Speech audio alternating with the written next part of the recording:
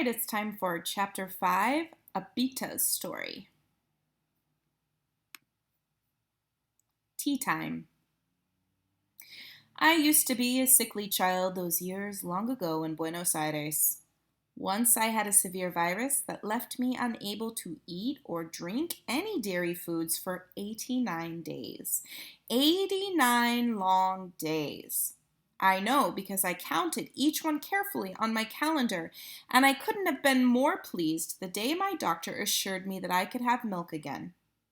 That meant that at tea time that afternoon, I would be able to have alfajores. Those were my favorite sandwich cookies, the kind that were filled with milk caramel.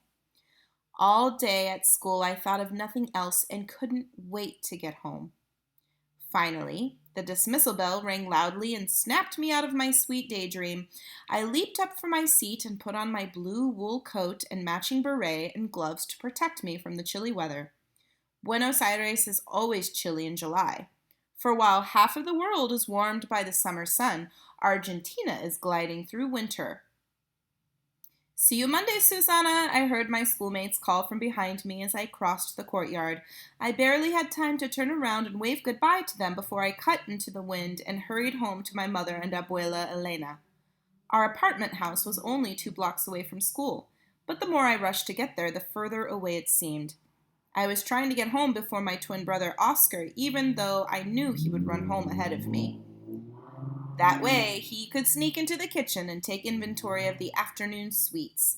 At 11 years old, I might have been taller, but he was, without a doubt, faster, particularly when sweets were involved. Today's afternoon tea, La Hora del Té, was a special one. Aunt Cecilia and Aunt Morena were coming to join us. Of course, tea time was delicious every day of the week, but it was especially delicious when we had company. Only then would Abuela Elena buy alfajores de dulce de leche. And today, after 89 days of deprivation, I would finally satisfy my craving. My mouth watered at the thought.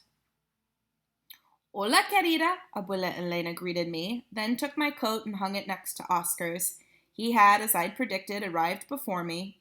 I washed my hands quickly and went to kiss my parents and aunts who had just sat down at the elegantly set table. After I took my place next to Aunt Morena, Elvira appeared in her starched white cap and apron through the kitchen door with a steaming silver pot of English tea. "Leave it on the tea cart next to me, Elvira," said Mama. As soon as Elvira went back to the kitchen, Mama prepared each individual cup with experienced grace. I saw her lace the perfumed tea with thin ribbons of cold milk and spoonfuls of sugar while I craned my neck to peek at the plate of sweets behind the centerpiece, but the large bouquet of roses hid them well. Mama served the tea to Oscar and me last. Then, as always, she passed the plate of tea sandwiches around. After that, she passed around a plate filled with buttered toast. And when everyone had their fill of tea sandwiches and toast, it was finally time for the sweets. As Mama lifted the serving dish with tiny brioches and sweet scones, I saw the unimaginable. I looked in case I had seen wrong, but I had not. In the middle of the sweets plates, there was only one alfajor. Aunt Cecilia took the dish, chose a scone, and ceremoniously passed it on to Abuela, who served herself a brioche. Neither of them touched the lone sandwich cookie. I could not take my eyes off of it. Papa took a scone and handed me the rest. As I held the plate in my hands, time seemed to stop. My whole body ached for the alfajor. But one look at Mama, and it was clear I had no choice. Her silent gaze firmly warned me against improper manners at the table. I knew exactly what she was thinking. Guests come first. So, reluctantly, I handed the plate to Aunt Morena. I knew she had a sweet tooth as big as mine, and I expected her to take what I had dreamed of eating for so long, but she didn't. Then, the plate had barely reached Oscar when the worst possible thing happened. With a single quick movement of his hand and a sneaky smile, Oscar raised the cookies to his lips and gobbled it up. I gave Mama a stricken look. "Elvira," Mama called behind her, "bring one more alfajores, por favor." But when Elvira returned from the kitchen, she was empty-handed. "Senora," she whispered, "there are none left."